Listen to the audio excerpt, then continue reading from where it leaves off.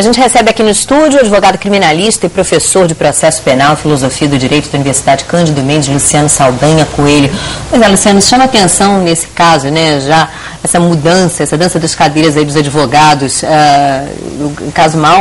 O inquérito mal começou, enfim, o processo, né, não teve início, de fato, ainda em Belo Horizonte. O advogado de Bruno, Michel Assef Filho, ex-advogado, alegou incompatibilidade aí de interesses e tal, se desligou do caso. Agora a gente tem um advogado, Écio Quaresma, defendendo uma série de pessoas aí, o que eu não sei se vai trazer problemas. E agora o advogado, como a gente acabou de noticiar aí, de Marcos Aparecido, ex-policial, se desligando do caso. O que está acontecendo? Esse início é sempre um pouco conturbado. O grande problema de um advogado defender diversos acusados é a colidência de defesa. Se em determinado momento um dos acusados, na verdade não há acusação ainda, não há acusados, são investigados ou indiciados. No caso, um resolve fazer uma delação premiada, resolve falar, confessar, por exemplo, estou falando aqui em tese, esse advogado não vai poder continuar defendendo ele ou os outros, ele vai ter que optar. Ou então seja, é sempre complicado. O advogado Écio Quaresma, que defende tantas pessoas, Bruno, a mulher dele e outros indiciados, ele possivelmente vai ter que dividir aí essa história com um colega? Não sabemos, depende se houver a colidência de defesa, sim. Sim, se um começar a ser um acusado, indiciado, denunciado, aí adiante começar a acusar o outro, isso vai acabar tendo que acontecer. Em relação à recusa, a orientação dada pelo advogado Écio Quaresma e a recusa de Bruno e de Macarrão de fazerem o exame de DNA. Bom, eles não são obrigados, é um direito constitucional, eles não são obrigados a produzir provas contra si mesmos. Mas e aí, a polícia precisa desse material para comparar o DNA do sangue encontrado no carro com o DNA deles. Como é que fica? Vai ter que procurar outras provas. Não é possível, no caso, essa prova pessoal, já que ela não pode ser obtida pela recusa, deve ser criado um outro caminho, ou seja, outras provas.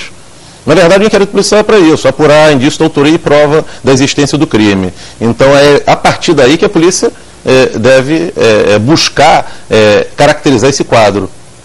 Bom, fundamental para a polícia agora, ou seria o desejável para que houvesse aí um inquérito realmente consistente, seria achar vestígios, achar os restos mortais de Elisa Samúdio, né? Exatamente, exatamente. Mas o importante agora é que a polícia ela está coletando informações, elementos de prova para que haja uma acusação.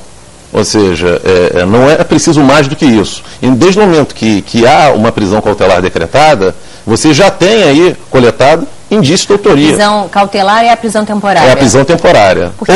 Ou a preventiva. Na verdade, as duas... A preventiva foi pedida no Rio de Janeiro, onde já houve uma denúncia. E em Belo Horizonte é uma prisão temporária, porque não houve ainda uma denúncia feita pelo Ministério Público, só indiciamento pela polícia. Isso. Agora, pela sua experiência e pelo que você vem acompanhando aí do caso, em quanto tempo esse inquérito vai estar pronto e a gente vai ter uma denúncia feita pelo Ministério Público?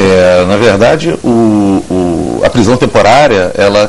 que é 30 dias, prorrogáveis por mais 30. Nesse período o inquérito tem que ficar pronto? Ele tem que ficar pronto. Na verdade, a regra é 10 dias. Ou seja, 10 dias mais 5 dias para o Ministério Público se manifestar. Mas no caso da prisão temporária, ampliou-se esse prazo. Entendi. Porque é crime hediondo.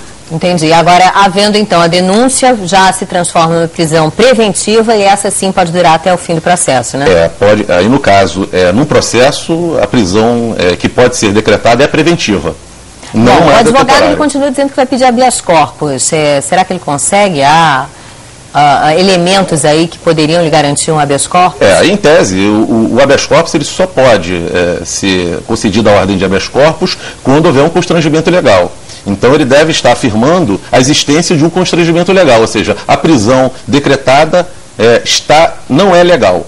Então a partir daí o tribunal ou o juiz vai examinar se efetivamente há ou não há essa coação ilegal.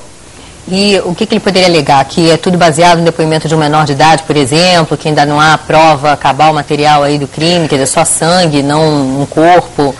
A prisão cautelar ela pode ser discutida no âmbito da necessidade. Ou seja, a prisão cautelar, no caso temporária, ela tem que ser necessária.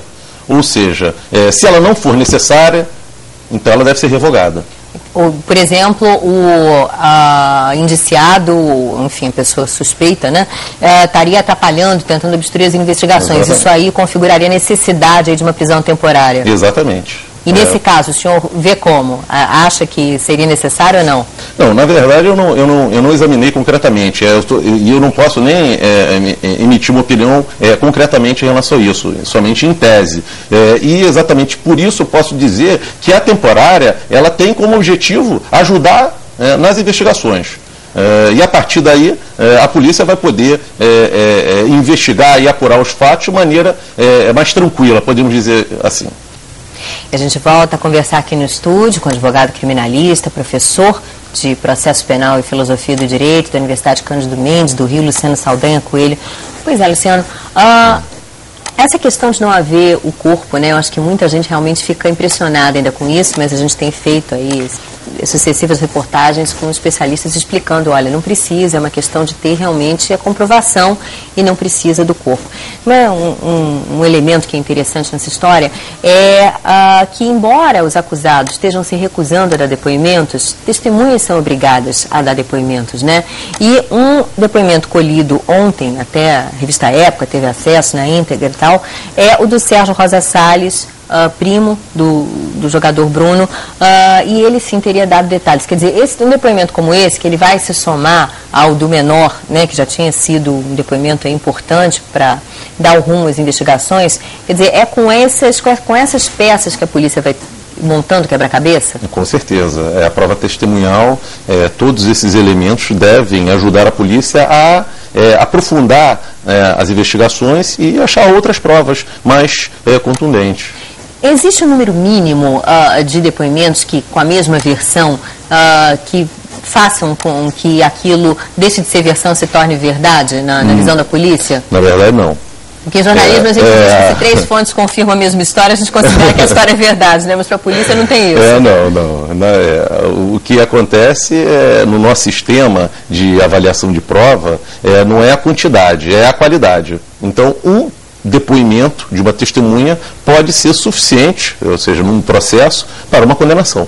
Na sua opinião, a polícia deveria encaminhar para o Ministério Público o mais rápido possível esse inquérito para que se tenha uma denúncia?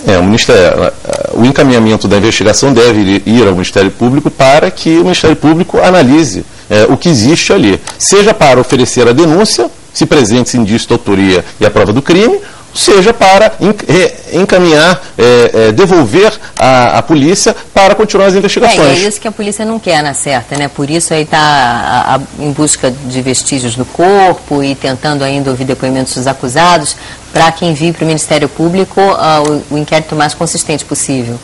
Mas o Ministério Público, o destino é o Ministério Público, porque o inquérito policial, tudo aquilo que foi apurado no inquérito policial, é para que o Ministério Público possa oferecer a denúncia, fazer a acusação. E as investigações seguem ao longo do processo também, o Ministério Público até participa delas eventualmente, não é? Por outras questões. E na verdade a prova, ela vai ser, a instrução criminal, a prova, ela vai ser produzida durante o processo. Durante o processo.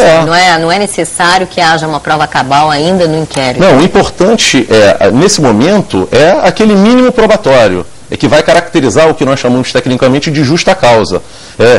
Presente a justa causa, deve logo o Ministério Público oferecer a denúncia. E aprofundar